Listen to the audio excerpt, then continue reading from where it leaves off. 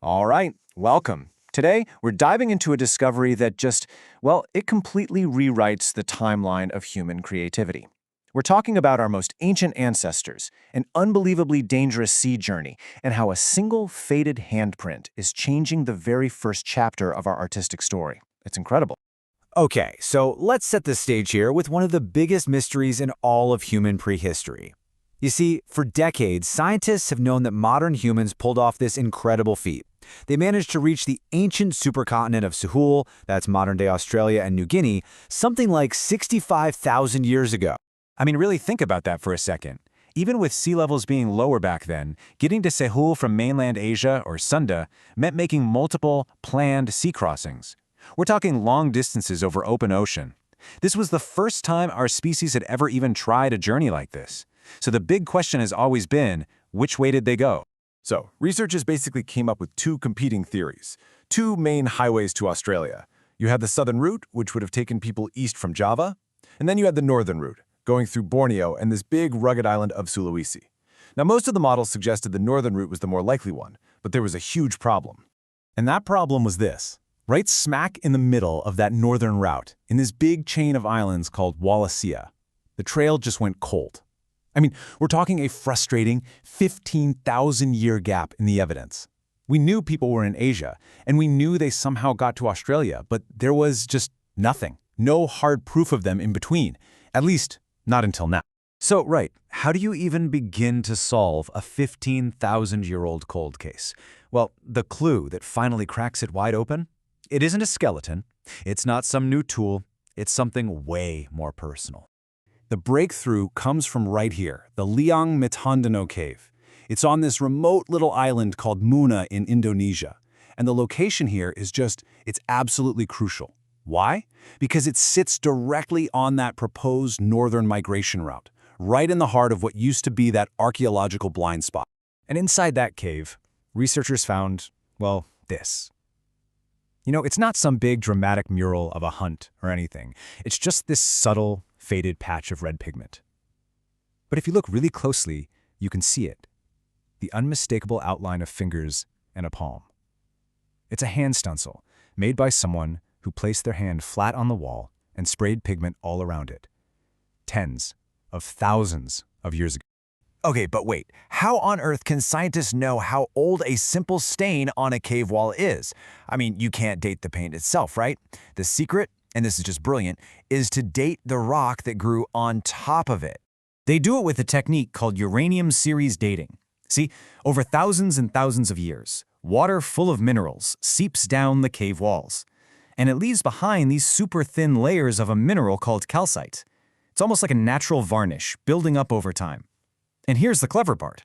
Scientists can date those calcite layers. So if a layer of calcite is on top of the art, well, the art underneath has to be older. It gives them a rock-solid minimum age.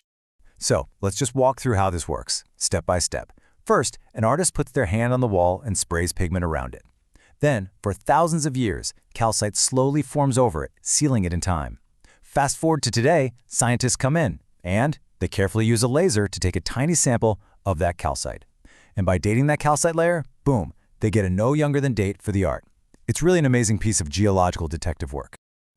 Okay, so after all the lasers and the lab work and the calculations were done, what did they find? This is the part of the story where things go from just, fascinating to absolutely revolutionary. 67,800 years. That's the date they got for the calcite layer covering the handprint, which means the art itself is at least that old. Just let that number sink in for a second. 67,800 years. Now, to put that number into perspective, this single hand stencil is now the oldest known example of cave art anywhere in the world. It's more than 1,000 years older than the previous record holder in Spain, which, by the way, was thought to have been made by Neanderthals. And it absolutely shatters the old Indonesian record, beating it by more than 16,000 years. This is a huge deal. So look, this one little discovery basically changes everything in three massive ways. First, as we just said, it's the new world record for the oldest art, period. Second, its age and its location give us the first real, concrete proof that modern humans were on that northern route to Australia exactly when they needed to be. And third, and this might be the most profound part, it tells us something really important about who these people were. Because this wasn't just some simple handprint, you know? The researchers noticed something really interesting.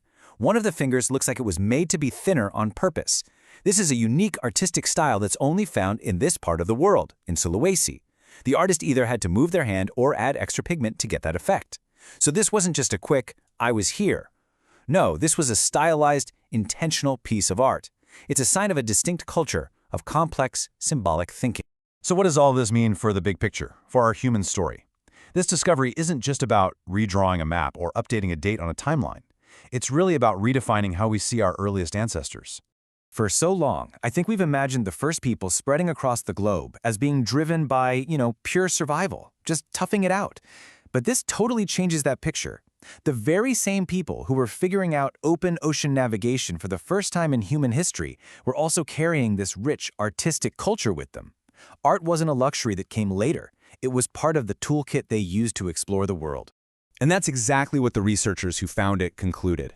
This quote from their paper says it all.